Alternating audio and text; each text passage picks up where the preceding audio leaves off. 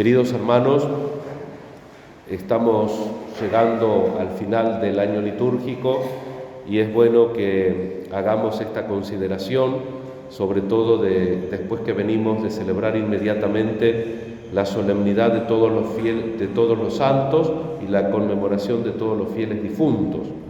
Pensar en el destino de gloria que todos nosotros tenemos. La lectura de hoy, la primera lectura tomada del libro de la sabiduría, la afirmación fuerte es que todo lo que existe, existe porque Dios quiere, porque Dios lo elige, porque Dios ama. Pero esta consideración de la elección y del amor de Dios comienza con la percepción de la pequeñez. El Señor, dice, el mundo entero es delante de ti como un grano de polvo que apenas inclina la balanza. Hoy conocemos mucho más del cosmos que el autor del libro de la sabiduría del Antiguo Testamento. Hoy sabemos que hay galaxias, que hay planetas, que hay agujeros negros y que todo esto está con la friolera de millones de años luz, que tenemos que tomar un cohete, un transbordador espacial e ir miles y millones de años luz, ida y vuelta. Y aún así todo hagamos un ejercicio de fantasía. ¿Vieron como cuando uno va en la ruta que entra a una ciudad, bienvenidos, digamos, a Mar del Plata, ¿no? Y cuando sale de Mar del Plata, dice Mar del Plata y está tachado, porque ya salís de la ciudad y comenzás otro. Si pudiésemos viajar por el espacio, dice, bueno, la Vía Láctea, tachada la Vía Láctea, empezamos otra galaxia. Llegamos a un lugar donde dice fin, donde no hay más nada. Y si no hay más nada, ¿qué pasa ahí? Ponemos el cartel, no hay más nada. ¿Y qué pasa ahí? ¿Qué es la nada? ¿Podemos pensar en la nada? No podemos pensar en la nada porque no es nada. Es un concepto límite, hasta ahí llegamos.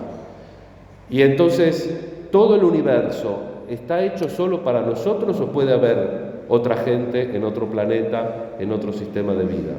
Es posible que haya un universo tan infinito, un universo que nadie de los que vivimos hoy en el planeta Tierra físicamente lo puede recorrer, ni siquiera mínimamente, porque si uno quiere ir a la galaxia más cercana, no tiene tiempo físico para ir viajando muchísimos millones de años a la velocidad de la luz y de vuelta.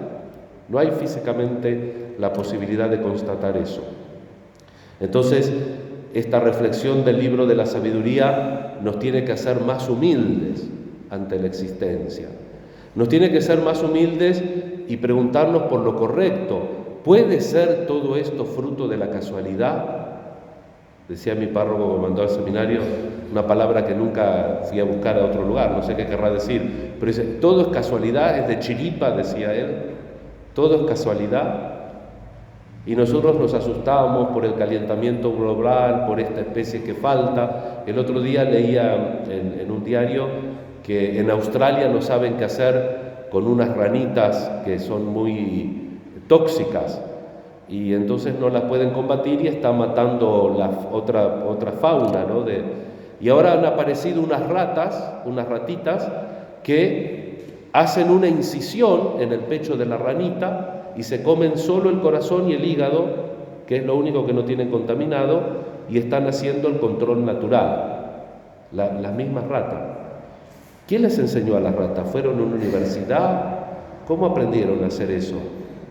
Una vez cuando era yo joven sacerdote, visité un sacerdote de muchos años que estaba internado por diabetes y el médico que lo atendía me mostró en el tobillo de la pierna izquierda del padre una venita que tenía una forma rara y me dice, padre, ¿sabe por qué esta venita, por qué es así? No, es un bypass natural. El cuerpo, cuando nosotros no lo castigamos mucho, cuando se tapa una venita de un lado, otra venita va buscando el lugar y se conecta nuevamente. Eso puede haber salido de casualidad, nadie lo pensó. Entonces, lo primero que tenemos que meditar hoy es la idea de Dios. No estamos solos en el universo, pero estamos en un universo que tiene también algo del pecado, porque la coronación del universo es el hombre, el varón y la mujer, y ese hombre, ese varón y la mujer es un ser propio, no es un ser satélite, es un ser propio. Como somos seres propios, tenemos libertad y podemos usar la libertad. Cuando lo usamos para bien, nos confirmamos en la libertad. Cuando lo usamos para mal, cuando uno hace al principio libremente algo, pero cuando realiza el mal, no se realiza el concepto de libertad, porque el mal siempre te distorsiona y muchas veces el mal lamentablemente también te esclaviza. Pero Dios ha hecho el universo libremente y ha hecho fundamentalmente a nuestra especie, a los hombres, a los varones y a las mujeres, nos ha hecho libres y tenemos que nosotros también administrar, acompañar, como nos recuerda muchas veces el Papa Francisco, el tema de una sana y una correcta ecología, una sana y un correcto cuidado de la naturaleza. Por eso es importante, hermanos, que desde este punto de partida existencial nosotros reconozcamos la necesidad de Dios. Y nosotros hemos hecho una parte importante del camino, porque yo supongo que todos los que estamos acá en esta mañana de domingo estamos porque tenemos fe. Entonces, saltando la parte importante del razonamiento, llegamos a que cuando uno ya ha hecho un camino de fe, tiene ganas de ver a Dios, todo correctamente, ¿no? Queremos como pruebas de Dios, de la existencia de Dios. Digo correctamente porque a veces ver a Dios quiere decir que te tenés que morir, y a veces la gente no estamos muy maduros y no digo que tengamos ganas de morir, pero muchas veces venimos de celebrar el Día de los Difuntos, experimentamos la muerte como una tragedia ciega y muda muchas veces. Pero la muerte es un cambio, es profundizar en esa vida que el Señor nos ofrece como comunión y como amistad. Y por eso, mientras estamos en este mundo con muchas fragilidades, inseguridades, incertezas, queremos ver a Dios.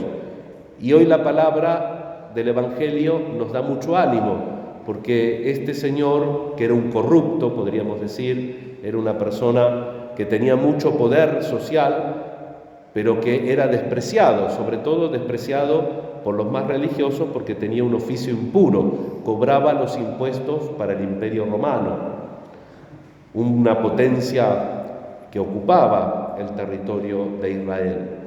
Y yo muchas veces les expliqué cómo hacían eso los romanos cuando tenían un país en dominio.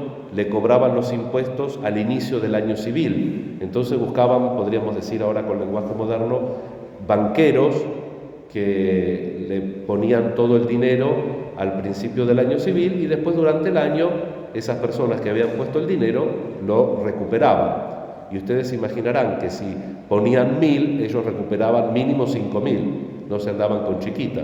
Entonces el pueblo sabía que eran deshonestos, que eran corruptos, y los despreciaban, pero como tenían fuerza económica, ocupaban un lugar preponderante en la sociedad.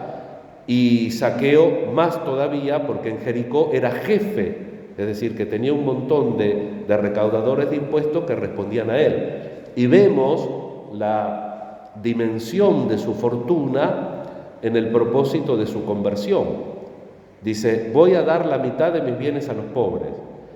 Y con la mitad que le quedaba, dice, si a alguno le hizo mal, y seguro que a muchos le hizo mal, le voy a dar 4 veces más. O sea, imagínense todo lo que tenía ese hombre.